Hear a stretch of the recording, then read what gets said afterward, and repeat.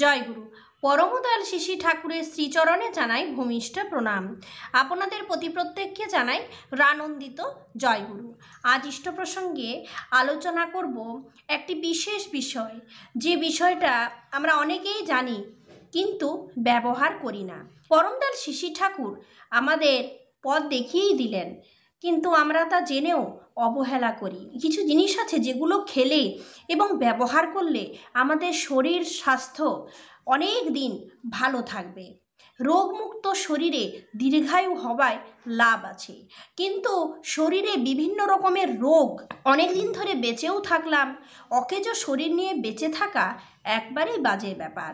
তার জন্য আমাদেরকে সুস্থ থাকতে হবে। আপনারা নিশ্চয়ই তিলের ব্যবহার সম্পর্কে শুনেছেন। এই তিল সম্পর্কেই আজকে আপনাদের আমি শোনাবো। তিল থেকে শুরু করে তিলের তেল পর্যন্ত কতটা উপকারী, কিভাবে এটা আপনারা ব্যবহার করবেন সে সম্পর্কে পরমদয়াল শিশি ঠাকুর সুন্দরভাবে বুঝিয়ে দিয়েছেন।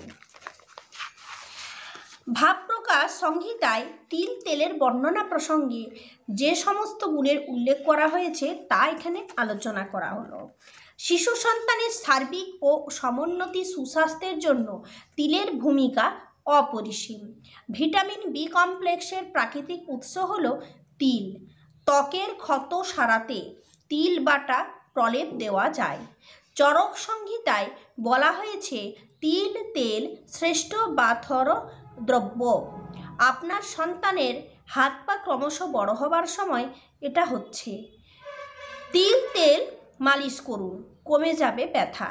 ত্বকের ক্ষত সারাতে তিল বাটার প্রলেপ দেওয়া হয়। ত্বকের ক্ষত, অনেক দিন ধরে স্কিনে ঘা হয়ে গেছে, সেই ঘাটা দিনের পর দিন রস বের হচ্ছে, ঘাটা একদম পেকে গেছে, তো ক্ষত কোনো মতেই সারছে না, তিল বাটা লাগালে সেই ক্ষত সেরে যায়। তিলের যে তেল তা কফ ও বাত দোষ নাশক। স্থৈর্যকর পুষ্টিকর এই তেলে মেদ বৃদ্ধি হয় না। তিল তেলটা খাওয়াও যেতে পারে। ব্রণ কর্মশূল শিরশূল নাশক। মলমূত্রের অতি প্রবৃত্তি রোধ করে। তিল তেল মাউথওয়াশ হিসেবে ব্যবহার করা যায়। রক্তে কোলেস্টেরলের মাত্রা নিয়ন্ত্রণে থাকে। পরমদয়াল শিশি ঠাকুর আমাদের তিল বাটা খেতে বললেন। Body oil, baby message oil হিসেবে তিলের তেল ব্যবহার করা হয়। এরপর ঠাকুর আমাদের বলছেন যে সন্তানকে রোজ সকালে থানকুনি পাতা খাওয়ানোর অভ্যাসটাও করা দরকার। দুর্বলতা কমায় থানকুনি পাতা খেয়ে এক গ্লাস জল খেয়ে নিলে শরীরের অনেক টক্সিন বেরিয়ে যায়। নিয়মিত ব্যবহারে আয়ু বাড়ে। তিল ছাড়াও থানকুনি পাতাটা রোজ খেতে হবে। কেন খেতে হবে? কারণ দুর্বলতা অনেকখানি কমিয়ে দেয়। থানকুনি ব্রাহ্মী শাকের মতোই স্মৃতিশক্তি বৃদ্ধিকারক। পরিপাক যন্ত্রের ক্রিয়া বৃদ্ধি করে। উপকার 16 আনা। নাদকারণীর বইয়ে লেখা আছে, শ্রী শ্রী ঠাকুর প্যারিদার সঙ্গে এ নিয়ে বিস্তর কথা বলেছেন। থানকুনি পাতা খেলে নাকি নারীও পুষ্ট হয়। শিবকালী ভট্টাচার্য চিরঞ্জীব বনৌষধিতে দেখিয়েছেন থানকুনি পাতা খেলে 80 রকমের রোগ প্রতিরোধ করা যায়। আছে টক দই। তাহলে কি বললাম? তিলের তেল, তিল বাটা, তিল নিয়ে ধরে নেন একটা, 2 হচ্ছে থানকুনি পাতা, 3 হচ্ছে টক দই। আপনার এবং আপনার সন্তানের স্বাস্থ্য রক্ষায় যা অপরিহার্য। শ্রী শ্রী ঠাকুরের ছড়াই আছে, টক দই কিন্তু নেহাত ভালো, ঝোলা গুড়ে খাস যদি, অনেক বালাই দূর করে এই প্রাচীন নীতির টক দধি। সন্তানের পেটে রোগ জীবাণুর প্রকোপে অনেক সময়ে শিশুদের শরীর খারাপ থাকে। কি করতে হবে?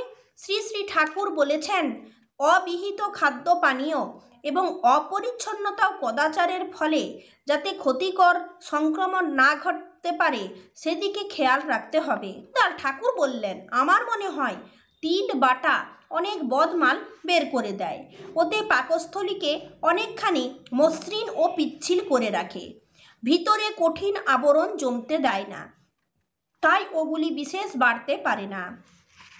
তিল বাটা স্বাস্থ্যের পক্ষেও ভালো। শরীর সুস্থ থাকলে রোগ জীবাণু স্বতই প্রতিরোধ হয়। তাই সন্তানকে সুস্থ রাখতে প্রতিদিন তিল বাটা খাওয়ানো যেতে পারে। শ্রী শ্রী ঠাকুর বললেন, রান্নার সময় তুমি 2 চামচে ঘষা কৃষ্ণ তিল দিয়ে ভাত রান্না করো, খেয়ে স্বাস্থ্যের হবে জিল। শুদ্ধ দ্রব্য ঘিত দিয়ে খাওয়ার পাতে ছিটিয়ে খেও, স্বাস্থ্য অনেক থাকবে খাঁটি, বোধ নজরে দেখে নিও। পরমদয়াল শ্রী ঠাকুর বলছেন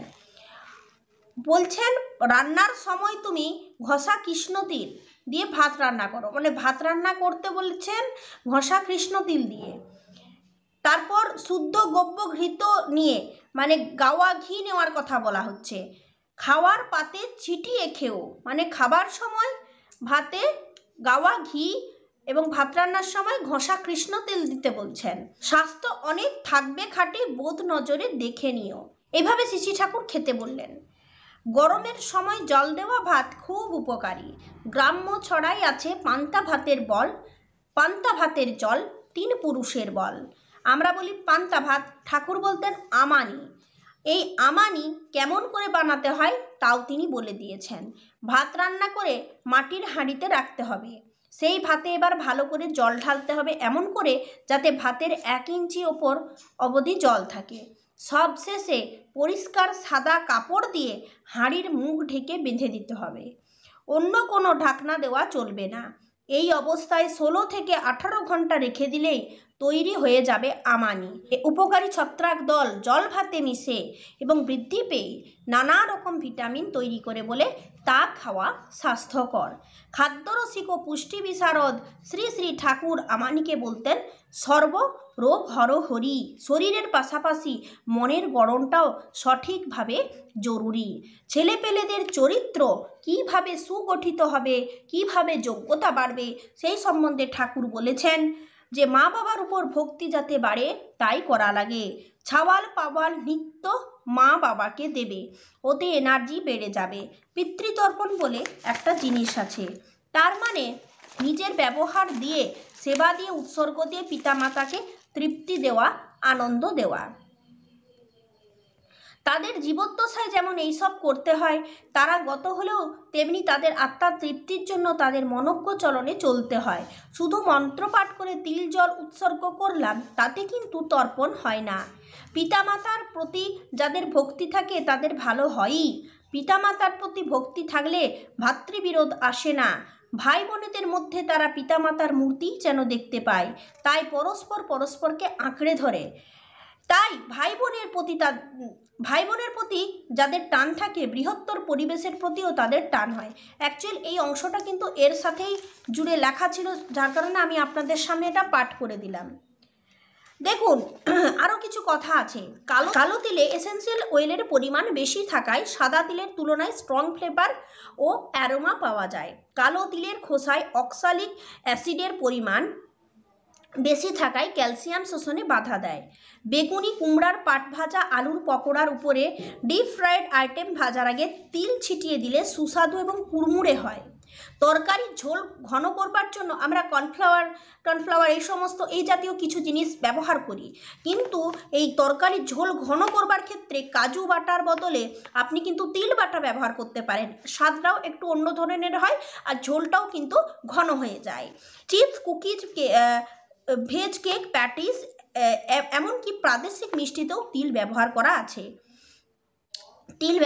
যায়। তিলের বড়া এবং তিল বাটা দিয়ে 5 মেশালি শাক, আহা স্বাদে যেমন স্বাস্থ্যের পক্ষেও মহা উপকারী।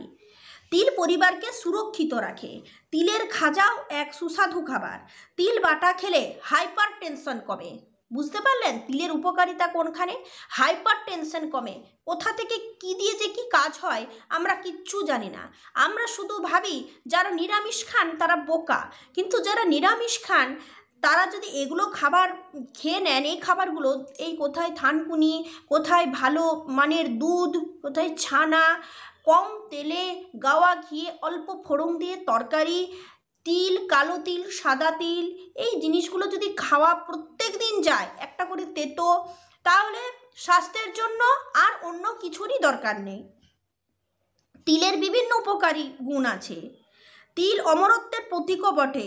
মহালয়ায় তাই তর্পণের সময় স্বর্গীয় পিতৃপুরুষদের উদ্দেশ্যে তিল দান করা হয়। এরপর কি জানেন, তিল বাটা খেলে ত্বকের ঔজ্জ্বল্যই শুধু নয়, রোগ প্রতিরোধ ক্ষমতা এবং ইমিউনিটি বাড়তে পারে। এই তিল বাটা খেলে দেখতে সুন্দর হয়, শরীরের গ্লেজ বাড়ে, ঔজ্জ্বল্য বাড়ে, যৌবন সৌন্দর্য ধরে রাখে তিল। তিলকে তাই হিন্দু শাস্ত্রে অমরত্বের প্রতীক বলা হয়। ঘিয়ের পরেই তিলকে সবচেয়ে শুদ্ধ ভাবা হয়। 100 গ্রাম বীজে 97 মাইক্রোগ্রাম ফলিক অ্যাসিড থাকে, যা দৈনিক চাহিদার প্রায় 25% পূরণ করে। গর্ভবতী মায়েরা নিয়মিত কিছু পরিমাণ তিল খেতে পারলে নিউরাল টিউব ডিফেক্টসের মতো সন্তানের জন্মগত ত্রুটির আশঙ্কা অনেকাংশেই কমে যায়। বুঝতে পারলেন, তিল বাটা খেলে অনিদ্রা রোগও ভালো হয়। তাহলে এত যদি গুণাগুণ থাকে, তাহলে আপনারা কেন তিল খাবেন না? তাহলে কি কি খাবার বললাম বলুন তো, কি কি এখানে আলোচনা করা হলো? 1 হচ্ছে তিল বাটা, 2 হচ্ছে থানকুনি, 3 হচ্ছে টক দই, 4 হচ্ছে পান্তা ভাত। পরমদয়াল ঠাকুর 4 রকমের খাবার খেতে বললেন। যারা নিরামিষ খাদ্য গ্রহণ করছেন তারা নিশ্চিন্তভাবে 4 প্রকার খাবার গ্রহণ করুন, সারা জীবন রোগমুক্ত থাকবেন এবং তার সাথে সাথে শরীরে ইমিউনিটি বাড়বে। থানকুনি পাতা, যে প্রতিদিন থানকুনি পাতা খাওয়াতে অভ্যস্ত হবে, আমার মনে হয় না তার বড় ধরনের কোনো রোগ হবে। কারণ বৈজ্ঞানিকভাবে দেখা গিয়েছে, গবেষণায় দেখা গিয়েছে থানকুনি পাতা 80 রকমের এর চেয়েও বেশি রোগকে প্রতিরোধ করার ক্ষমতা রাখে। 80 রকমের রোগ প্রতিরোধ করা যায়। তাহলে কেনই বা খাবেন না? তাহলে দামও নয়, অথচ শরীরও ভালো রাখে, সুস্থ সবল উজ্জ্বল যৌবনকে টিকিয়ে রাখা এমন খাবারের সন্ধান ঠাকুর ছাড়া আর কে দিতে পারে বলুন তো? তাহলে পরমদয়াল শ্রী ঠাকুরের বলা 4 রকমের খাবার কিন্তু কাউকে লুকিয়ে রাখবেন না। যাদের যাদের নিরামিষ খাওয়া চলছে এখনও অবধি এবং তারা জানেন না, তাড়াতাড়ি এই জিনিসগুলো, এই খাওয়াগুলো অভ্যাস করুন। টক দই বাড়িতে পাতুন ভালো দুধ দিয়ে, গাওয়া ঘি ঘরে তৈরি করুন, না হলে ভালো ঘরোয়াভাবে, যদি ঘরোয়াভাবে কেউ বিক্রি করে তার কাছ থেকে কিনে নেন। দোকানের গাওয়া ঘিতে রিফাইন তেল কিংবা সাদা তেল অ্যাড করা থাকে, অনেকবার আমি কিনে এনে দেখেছি। তাহলে এই খাদ্যগুলো গ্রহণ করুন। পরমদয়ালের কাছে প্রার্থনা করি আপনারা সকলে সুস্থ থাকুন, নিরোগ হয়ে দীর্ঘায়ু হয়ে থাকুন পরমদয়ালের সেবার উদ্দেশ্যে। জয় গুরু।